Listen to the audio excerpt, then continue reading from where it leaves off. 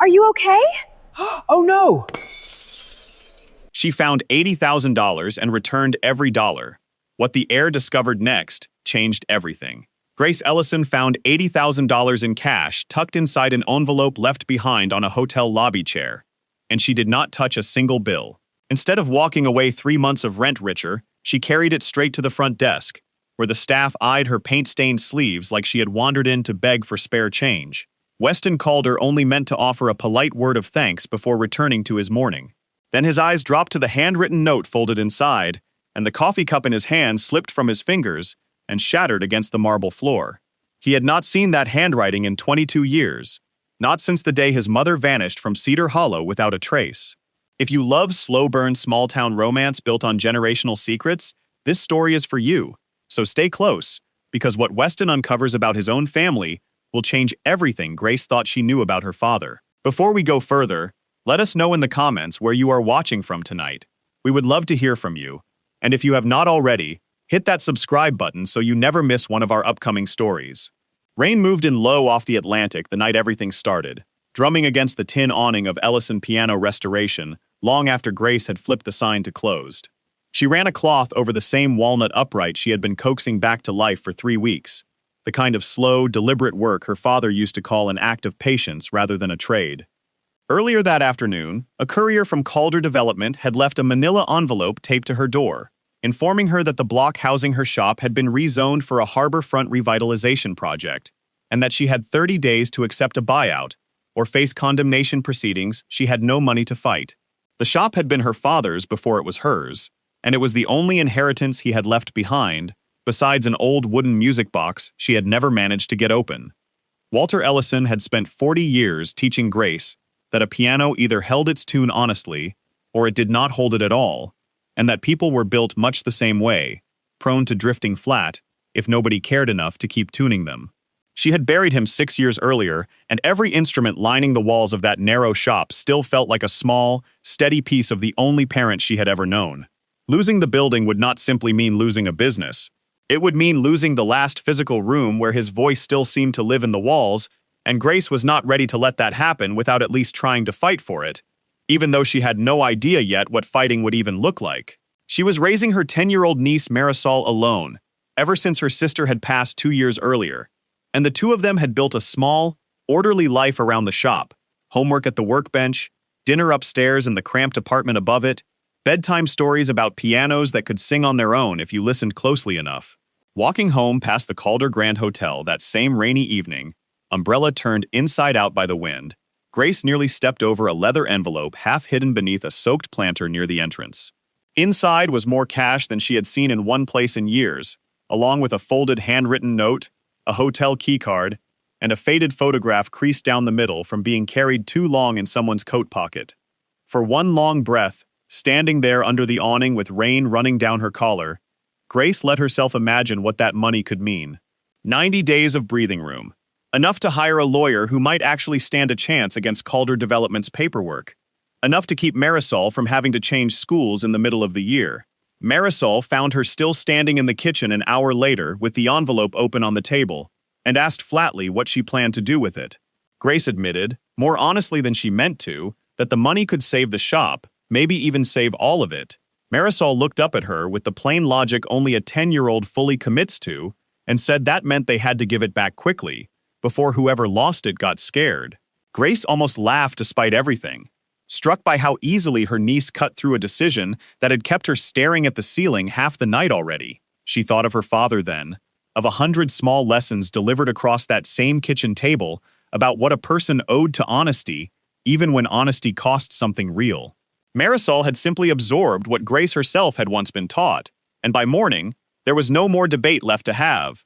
Grace walked into the Calder Grand's lobby the next day, wearing her work apron because she had not thought to change, and the front desk staff looked at her like a woman who had already helped herself to whatever cash the envelope once held. A hotel security director finally approached, counted every bill in front of her without a word of thanks, and asked pointedly whether she was certain she had not kept something for herself first. Grace asked for a signed receipt confirming the envelope had been returned complete, and he reluctantly scrawled his name across a scrap of hotel stationery before walking off without so much as a nod. From a private alcove across the lobby, Weston Calder had been half listening to the exchange, ready to move on with his coffee and his morning schedule, until his gaze caught the handwritten note the director had set down on the counter. His voice came out rougher than he intended when he finally spoke. "Where did you find this?" She told him plainly, near the hotel entrance, half buried under a planter in the storm. Weston picked up the note with hands that were not entirely steady, recognizing a looping, familiar script he had not seen since he was 12 years old. The same handwriting that used to sign birthday cards and leave notes tucked into his school lunches before his mother disappeared, during what the family had always called a boating accident off Cedar Point. He asked Grace her name, and something in his tone made the question feel far heavier than simple courtesy. She told him, and watched his expression shift from confusion to something closer to disbelief. Priscilla Calder arrived in the middle of the exchange, recognized Grace at once as the piano shop owner who had refused 3 separate buyout offers from the family's redevelopment team, and assumed without hesitation that the entire scene had been staged to pressure the family into a better deal. Grace felt her patience thinning but kept her voice level, insisting she had come only to return what belonged to someone else and wanted nothing in exchange for it. Weston asked her to sit down, holding the note out toward her, almost like he needed her to confirm it was real. Before either of them could say anything further, Arthur Calder entered the lobby, moving slower than a man his age should have to, and stopped cold the moment he saw the handwriting in his grandson's hand. Something behind the old man's composed expression flickered, and then vanished almost as quickly as it had appeared, though Grace noticed it, and so did Weston. Arthur asked quietly whether the note had come from the woman standing in front of them, and when Grace confirmed it, he asked her name a second time, as though hoping he had misheard it the first. She repeated it, Grace Ellison, and watched Arthur's face lose whatever color it still had left. He asked, almost too quietly to hear, whether her father's name had been Walter. Grace's stomach dropped at the mention, and she asked how he possibly knew that. Arthur did not answer directly, instead asking if she still had anything of her father's, anything old, anything with an engraving on it.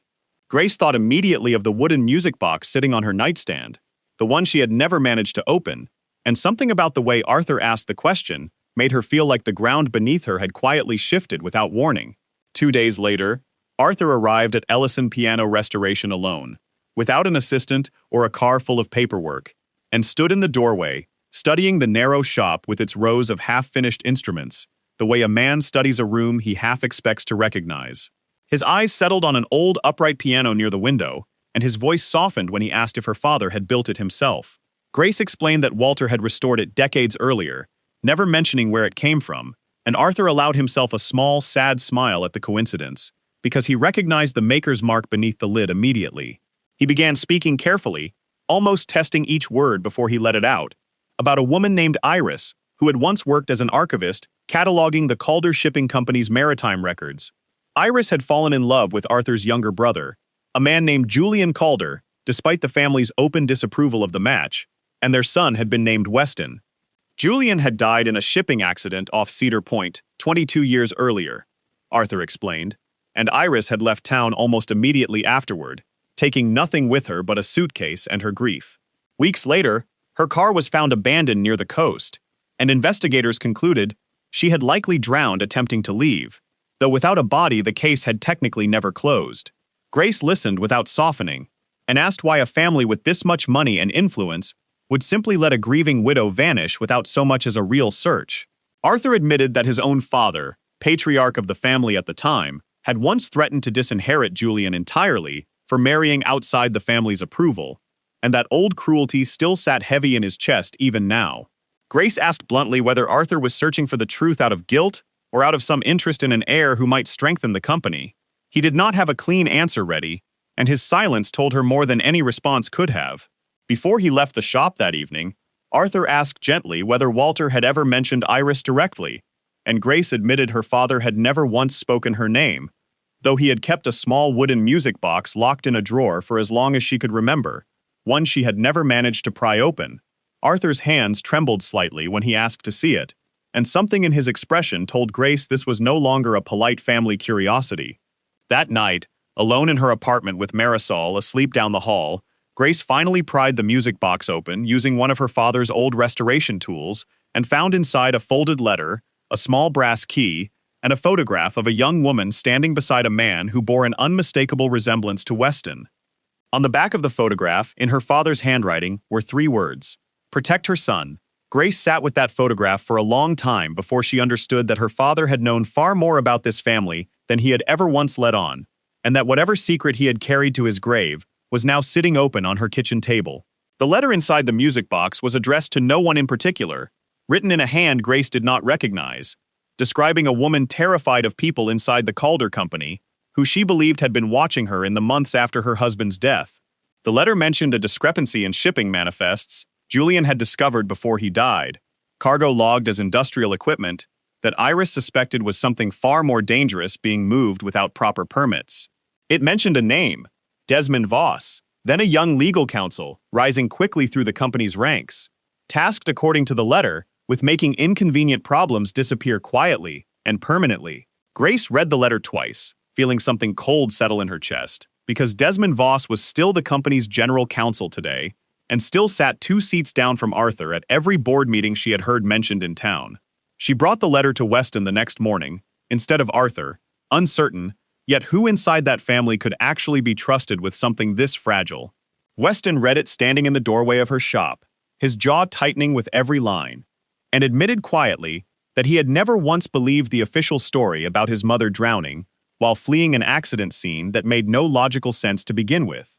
He told Grace that growing up, he used to find sealed envelopes of cash arriving anonymously every few months at his boarding school, never explained, never acknowledged by anyone in the family who claimed to know where they came from. Grace realized, watching him say it, that some part of him had been quietly waiting his entire adult life for exactly this kind of evidence to surface. The brass key from the music box matched an old numbering system Grace recognized from a decommissioned harbor warehouse slated for demolition as part of the very redevelopment plan threatening her own shop. She and Weston drove out there together the evening before the wrecking crews were scheduled to begin, each one still testing whether the other could be trusted. Their conversation clipped and careful until practicality forced them into an uneasy partnership neither had planned on. Inside a forgotten records room, dust thick across every surface, the brass key opened a locked filing cabinet containing a leather-bound notebook belonging to Iris, several shipping manifests marked with handwritten annotations, and a sealed envelope with Arthur's name written across the front in the same familiar handwriting from the lobby. Driving back from the warehouse that night, neither of them spoke for a long stretch of road, the notebook sitting between them on the truck's bench seat like something that might still be listening. Weston finally admitted that he had spent most of his adult life assuming his mother simply had not wanted to stay, that whatever had happened to her was somehow tied to something he had done or failed to be as a child, an assumption he had never said aloud to anyone before that night. Grace told him gently that grief had a way of writing stories for children that were never true in the first place, and that she had spent years assuming her father's silence about certain things meant he had nothing worth telling her, when in truth, it had meant the opposite. Something eased between them in that admission, a small crack of trust neither had expected to find this quickly. Over the following days, Weston found reasons to stop by the shop that had little to do with the investigation itself. First, to ask a genuine question about restoring an old family piano gathering dust in his grandfather's parlor, then simply to sit at the workbench and watch Grace work while Marisol did homework nearby. Marisol, who missed nothing, informed her aunt bluntly one evening that Weston smiled differently around her than he did on the local news clips she had found online, and Grace told her firmly to finish her math before offering opinions on grown adults. Still, she noticed it too, the way his shoulders eased inside her shop in a manner they never seemed to elsewhere in town, and the way conversations between them kept stretching long after there was any real reason for him to stay. He told her one evening, sanding down an old piano key with more concentration than the task strictly required, that he had never once brought anyone outside the family to see the harbor at night, and that he was not entirely sure why he wanted to show it to her now. Grace admitted she had not let herself want anything beyond the shop and Marisol in a very long time, not since her sister passed, and that whatever this was becoming between them felt both terrifying and steadying at once. Neither of them rushed to name it, they simply kept showing up for each other, in workshop light and harbor fog alike, letting the investigation and something quieter and more personal grow forward together at their own unhurried pace. Before we continue, if this kind of slow reveal is exactly the kind of story you come here for, let us know in the comments where you are watching from tonight. We love hearing from all of you, and if you have not subscribed yet, Now is the perfect time so you do not miss what happens next. Iris's notebook revealed that she had grown certain, in the months after Julian's death, that someone inside the company was tracking her movements deliberately. Small details filled page after page: a car that idled too long outside her apartment, a coworker who asked pointed questions about her schedule, mail that consistently arrived already opened before it reached her hands. She wrote that she trusted almost no one left inside the company by the end, and that the only name she still believed in completely was Arthur, though even that trust had visibly begun to waver in the final entries, the handwriting growing tighter and more urgent toward the back of the notebook, as though she had been racing against a clock only she could feel closing in. The shipping manifests confirmed what the letter had only hinted at: cargo listed as industrial turbine components that Iris had cross-referenced against port records and found did not match any legitimate shipment the company had on file for that route. Grace noticed a name scrawled in the margin beside one entry: Beatrice Lundy, followed by an address that no longer existed on any current map of Cedar Hollow. Weston recognized the name instantly. Beatrice had worked as his grandfather's assistant decades earlier and had quietly retired to an assisted living facility 2 towns over, a woman he had not thought about since childhood. Before they could examine the sealed envelope addressed to Arthur, the sound of a truck engine echoed outside the warehouse, and a demolition crew arrived far earlier than the schedule had indicated. A man Grace did not recognize, sent by Desmond Voss according to his own hurried explanation, ordered them out immediately, claiming the structure was unsafe for entry. Grace and Weston slipped out through a side maintenance door as the building's backup lighting flickered and failed around them, the encounter tense but ultimately bloodless, more a matter of narrow hallways and rising urgency than outright danger. Clutching the notebook against her chest in the truck afterward, Grace read one final line Iris had written near the end of its pages, one that would send them both toward their next destination without hesitation. "Find Beatrice Lundy," the entry read, "because she knows what really happened to Julian, and she knows why I had to disappear." They found Beatrice Lundy 2 towns over, in a quiet assisted living facility, a woman well into her 70s, whose hands trembled the moment Weston walked into the room. She said his resemblance to his father was almost unbearable to look at directly, and it took her several long minutes before she trusted her own voice enough to speak clearly. Julian, she explained, had discovered that certain company vessels were quietly transporting industrial waste under the disguise of legitimate cargo, a scheme that could have destroyed the company's reputation and invited serious criminal charges if it had ever surfaced publicly. Desmond Voss, then rising quickly through the company's legal ranks, had been tasked with erasing every trace of the operation before regulators or reporters found it first. Julian had boarded one of the company's vessels himself to retrieve the original shipping logs, determined to expose the truth no matter what it cost him personally, and the ship suffered a catastrophic mechanical failure not long after leaving port. Beatrice believed, without a shred of doubt in her voice, that the fuel systems aboard that vessel had been deliberately compromised rather than accidentally failing on their own. She remembered the weeks before the accident clearly, how Julian had grown quieter, more careful about what he said, and to whom, as though he already sensed something closing in around him from every direction. He had confided in her once, late one evening after everyone else had gone home, that he no longer trusted the people closest to his own family, and that he intended to carry the shipping logs off that vessel personally, rather than risk them disappearing through anyone else's hands. Iris had managed to obtain a duplicate copy of those same shipping logs afterward, and had planned to deliver them directly to Arthur, the only person inside the company she still believed she could trust. But someone leaked her intentions before she ever got the chance to hand them over.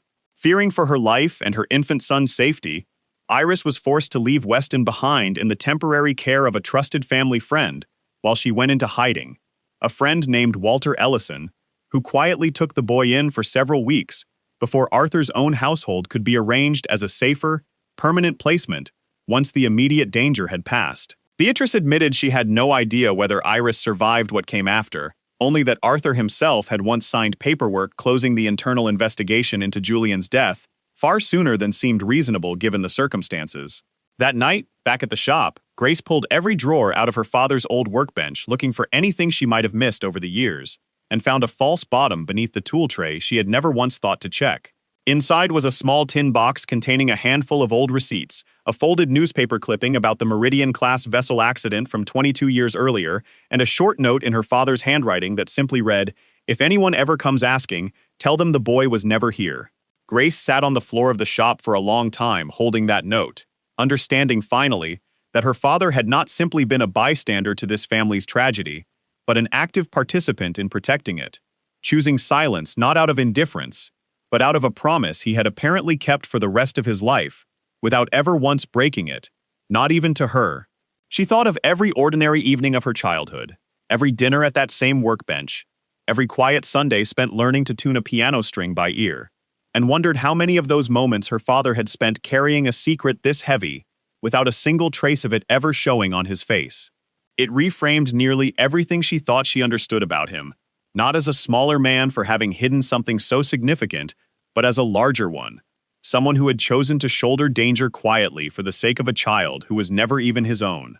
Grace felt a slow, cold anger rising at the larger revelation about Arthur's closed investigation, wondering whether her own father had known Iris was still alive somewhere all these years and had simply never said a word about it. Weston struggled to defend a grandfather he could no longer fully explain, torn between decades of quiet affection and the growing weight of everything Beatrice had just described. Before they left, Beatrice pressed a small mechanical key into Weston's palm, explaining that it opened a private safe belonging to Julian inside the old Calder Maritime Records building downtown, a building already scheduled for sale and demolition within the coming weeks, as part of the very redevelopment plan tied to Grace's own shop. As Weston drove Grace home that evening, she received a call informing her that the shop had been sealed off by inspectors, citing sudden and unexplained structural violations, a transparent pressure tactic timed to coincide precisely with everything they had just uncovered. It was becoming increasingly clear that Desmond Voss intended to use the entire redevelopment project as leverage, forcing Grace into surrendering whatever evidence she and Weston had gathered before it ever reached a courtroom or the press. Marisol remained safely with a trusted neighbor throughout that evening, kept entirely apart from the growing danger surrounding the adults around her. When Grace finally reached her apartment above the shuttered shop, she found the music box missing from her nightstand entirely, and a note left in its place warning her to drop the matter if she wanted to keep what remained of her family safe. Word of the sealed shop spread quickly along the harbor block the next morning, the way news always seemed to travel faster in Cedar Hollow than anywhere Grace had ever lived before. By afternoon, 3 other shopkeepers facing similar buyout notices had gathered outside her door, bringing coffee and folding chairs and a stubborn kind of solidarity that had nothing to do with legal strategy and everything to do with refusing to let one family's money decide the fate of a street they had all built their lives around. An older man who ran the hardware store 2 doors down told Grace plainly that his own father had fought a similar development scheme 30 years earlier and won, and that the block had survived worse threats than this one before. It was the first time since the courier's envelope arrived that Grace let herself believe the shop might actually still be standing a year from now, not because of anything Weston's family could offer her, but because of the people already standing beside her without being asked. Weston confronted his grandfather directly at the family estate that same night, setting a copy of the closed investigation paperwork on the table between them without a word of preamble. Arthur did not deny his own signature, and the confession that followed came slowly, each sentence heavier than the one before it. 22 years earlier, Voss had warned him that a public scandal would cost hundreds of employees their jobs, that fabricated evidence could easily be used to frame Iris for corporate theft, and that Weston himself might become a target for people willing to silence anyone connected to the truth. Arthur admitted he had signed the closure order to buy time, intending to protect Iris quietly rather than expose everything to public scrutiny all at once. But by the time he tried to find her again, she and her infant son had already disappeared without a trace he could follow. He called it the single greatest failure of his life, choosing damage control over honesty at the exact moment honesty had mattered most. Weston told him plainly that his silence had cost a child his mother, his history, and every ordinary comfort of simply knowing where he came from, describing a childhood spent wondering why sealed envelopes of unexplained cash kept arriving at his boarding school with no note and no return address attached. Arthur absorbed every word without flinching, understanding that defending himself further would only insult the years his grandson had already spent without answers of his own. He handed Weston a letter Julian had written before boarding that final voyage, one formally acknowledging Weston as his son and granting him a significant stake in company shares held quietly in trust until his 30th birthday. Those shares, dormant and largely forgotten for over 2 decades, had grown into a position worth hundreds of millions of dollars, carrying enough voting power to reshape the entire board of directors if properly exercised. Voss, Arthur explained, had spent years quietly concealing the identity of that beneficiary, positioning himself to seize effective control of the company the moment Arthur was no longer fit to lead it personally. Arthur revealed that his own health had worsened considerably in recent months, a fact he had kept hidden from the board entirely, and that a formal leadership vote had already been scheduled within days. If Weston's identity was not confirmed and verified before that vote took place, Voss stood a very real chance of steering the company entirely through Priscilla, positioning her as a cooperative figurehead while he quietly ran everything from behind her. What none of them realized yet was that Priscilla had begun quietly asking her own questions in the days beforehand, unsettled by how easily Voss had started routing decisions around her rather than through her, treating her less like a future chair and more like a signature waiting to be collected at the right moment. She had pulled old expense records on her own initiative, looking for anything that might explain Voss's sudden urgency around the redevelopment sale, and found a pattern of payments to a shell consulting firm that traced back, after several careful nights of digging, to an account Voss controlled personally. She had not yet decided what to do with what she found when Arthur finally sat both grandchildren down and laid the entire truth about Iris and Julian on the table between them. Priscilla, hearing all of this laid out for the first time, felt the sting of realizing she may have been groomed as a convenient pawn rather than genuinely trusted as family. Weston still refused to accept any inheritance outright, insisting he needed the full truth about his mother settled first before he would even begin to consider what came next for the company itself. Days later, the results of a quietly arranged DNA comparison confirmed what the photograph and the letter had already made clear, that Julian Calder had been Weston's biological father beyond any reasonable doubt. Grace, Weston, and Arthur traveled together to the old Calder Maritime Records building, a structure Voss had already arranged to sell off and demolish within the coming weeks before anyone could search it properly.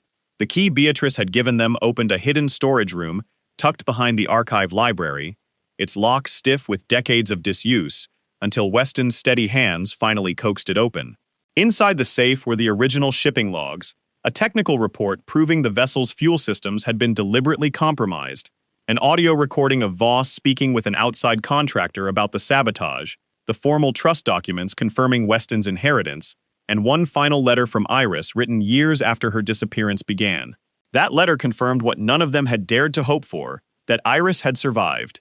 She had gone back once, years earlier, to retrieve evidence herself, only to be unlawfully detained and pressured into signing an agreement of permanent silence before she was finally released without explanation. The letter described days spent in a room with no windows, questioned by people who never gave their names, until she finally understood that fighting further would only put her infant son directly in the path of people who had already proven exactly what they were capable of doing.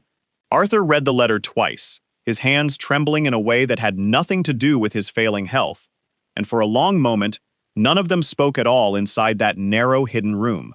Grace felt the full weight of the story settle over her at once, no longer simply a mystery to solve, but a life someone had actually lived through, alone, for 22 years, while her own father had apparently known and said nothing, protecting a secret that was never his alone to keep. After her release, Iris had lived under an assumed identity for years, terrified that surfacing again would place her son directly back in danger. She had written to Arthur once, hoping he might quietly protect Weston without exposing either of them publicly, but that letter had been intercepted by Voss before it ever reached him. A final forwarding address inside the file pointed toward a small coastal town in Nova Scotia, the last known trace of wherever Iris had eventually settled. Before they could leave the building to follow that lead, Voss sealed the exits remotely from a control panel and triggered the building's chemical suppression system, intending to flood the archive room and destroy whatever remained inside before anyone could remove it. Weston worked quickly, salvaging the most critical documents into old waterproof cases stored along one wall, refusing to let 2 decades of buried truth wash away in front of him. In the chaos of their escape through the flooding corridor, Arthur suffered a mild cardiac episode, and despite everything still unresolved between them, Weston refused to leave him behind, half carrying his grandfather toward the emergency stairwell, while Grace cleared a path ahead through the darkened building. Alarms blared through the corridor, and for a few frantic minutes none of them spoke at all. Every ounce of attention narrowed down to the next locked door that had to be forced open before the rising water climbed any higher around their ankles. Voss's attempted sabotage was caught entirely on the building's security footage, evidence that would prove impossible for him to explain away in any courtroom later. As paramedics worked to stabilize Arthur outside, he gripped his grandson's hand and told him quietly that his mother had never truly abandoned him, that she had simply been waiting for someone to finally prove this family and this town had become safe enough to return to. With Arthur hospitalized, Voss wasted no time calling an emergency board session, declaring the founder unfit to continue leading the company and pushing hard for Priscilla's appointment as interim chair. Weston walked into that boardroom still wearing his weathered work coat from the warehouse the night before, a plain contrast against the tailored suits filling every seat around the polished table. Several board members openly exchanged skeptical glances at the sight of him, unaware of the shares he now legally carried. Voss accused him outright of fabricating a bloodline to seize company assets, insisting the documentation regarding Julian was manufactured. Weston calmly played the recovered audio recording aloud for the entire room. Voss's own voice from over 2 decades earlier, giving explicit instructions to interfere with the vessel's fuel systems before its final voyage. An independent attorney then presented the DNA results, the original trust documents, and formal confirmation of Weston's ownership stake, laying each piece methodically on the table for the board to examine for themselves. Weston's holdings, once fully verified, amounted to 18% of the company's voting shares, more than enough to outweigh anything Voss controlled independently. For a long moment after the recording ended, Voss said nothing at all, his composure cracking in a way none of the assembled board members had ever witnessed from him in over 2 decades of measured, careful leadership. He tried once more to steer the room, arguing that even an honest man could be manipulated into serving someone else's agenda without fully realizing it. But his voice had already lost the certainty it carried at the start of the meeting, and several older board members who had known Julian personally exchanged glances that suggested old memories stirring loose after years of practiced silence. Voss attempted to leave the room the moment the recording finished playing, only to find federal investigators already waiting outside the doors.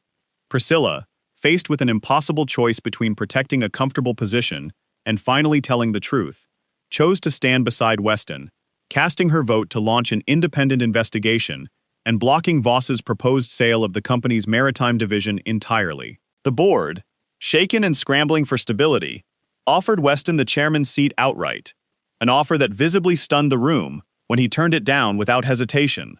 Several members pressed him further, arguing that a company this size needed someone with his bloodline, steering it through the scandal now unfolding in the local press. Weston shook his head and told them plainly that he had spent enough of his life being handed things he never earned, and that he intended to use the power he had just been given to finally find the mother who had been missing for 22 years, not to run an empire he had never wanted in the first place. The room fell quiet at that, the kind of quiet that settles over people forced to reckon with how small their concerns about quarterly earnings suddenly seemed by comparison. Finding her proved slower than either of them expected.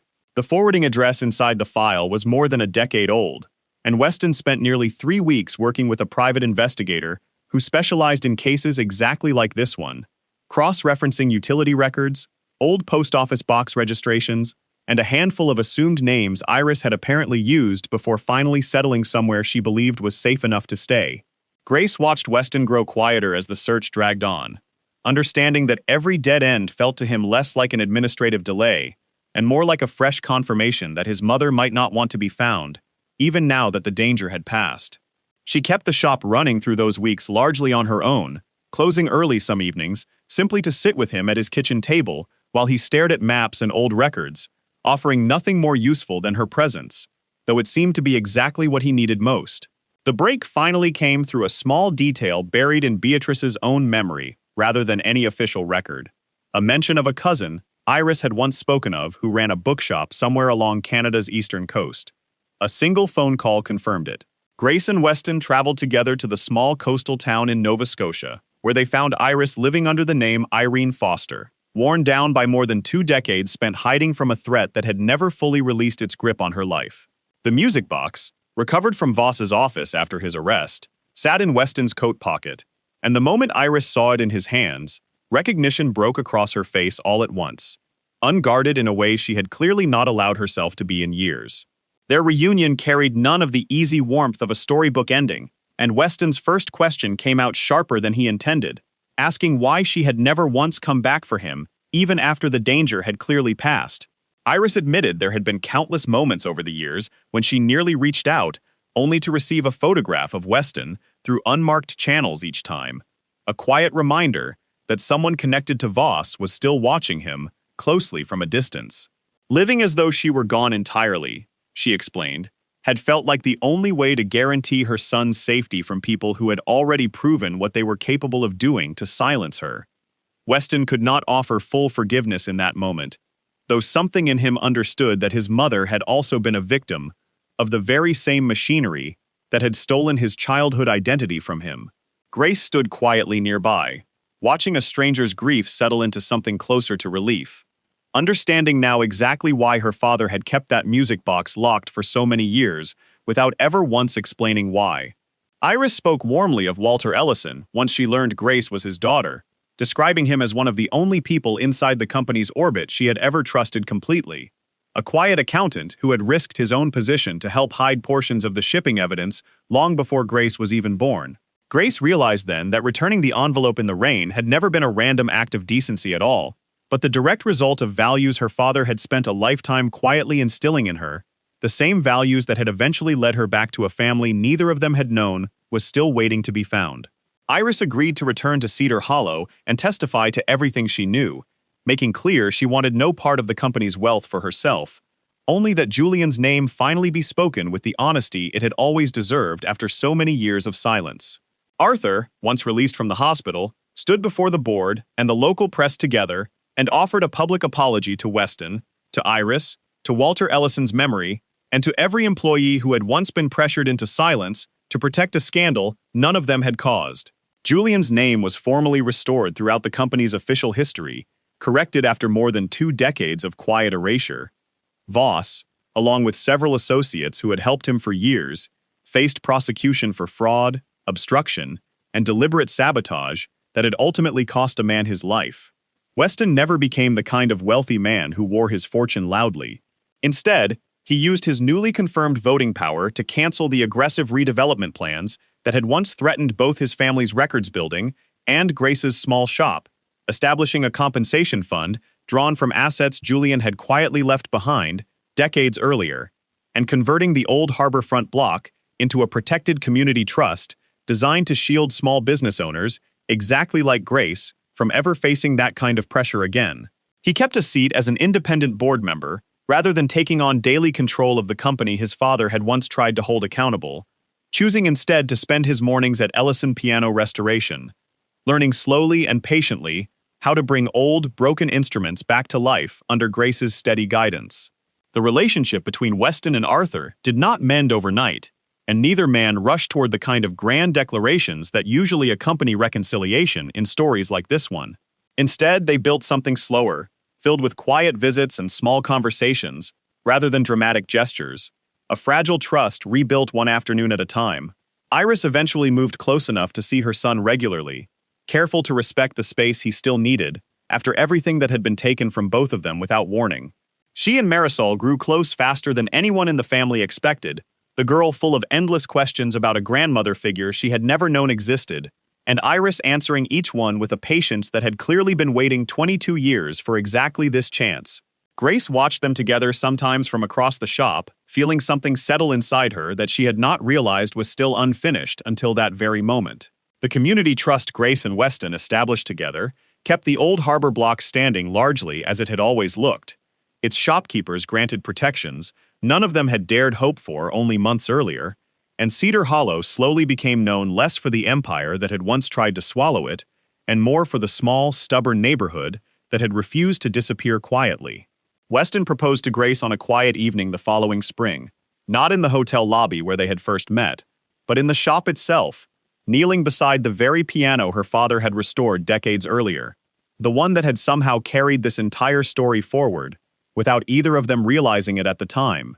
He told her that he had spent his whole life being handed things he never had to work for, and that the only thing he had ever wanted to earn properly was a place at her table, beside her and Marisol both, for as long as she would have him there. Grace said yes before he even finished the sentence, and Marisol, who had been listening from the stairwell the entire time, exactly as she had promised not to, came down declaring she expected to be a bridesmaid and nothing less. They were married the following autumn in the shop itself. Chairs borrowed from half the businesses along the harbor block. Iris seated in the front row beside Arthur, the two of them still working out, slowly and without pressure, what it meant to sit in the same room again after everything the years had taken from both of them. Beatrice attended as well, insisting on being wheeled in specially for the occasion, telling anyone who would listen that she had waited 22 years to see this family put itself back together and was not about to miss the day it finally happened. Priscilla stood up during the reception and offered a toast that surprised everyone in the room, admitting publicly that she had spent years resenting a cousin she barely knew, only to end up grateful he had walked into her family's lobby, holding nothing but the truth. One quiet afternoon nearly a year later, a customer at the shop accidentally left behind a wallet stuffed with cash on the counter, and Marisol picked it up, asking Grace what they should do with it this time. Grace only smiled, telling her niece she already knew the answer better than anyone. Above them, mounted gently on the wall, where it had sat silent for over 2 decades, the small wooden music box that had once belonged to Iris finally began to play. If this story moved you tonight, tell us in the comments where you are watching from. We truly love hearing from all of you. And if you have not subscribed yet, this is exactly the kind of story we tell here every week. So hit that subscribe button now so you never miss the next one.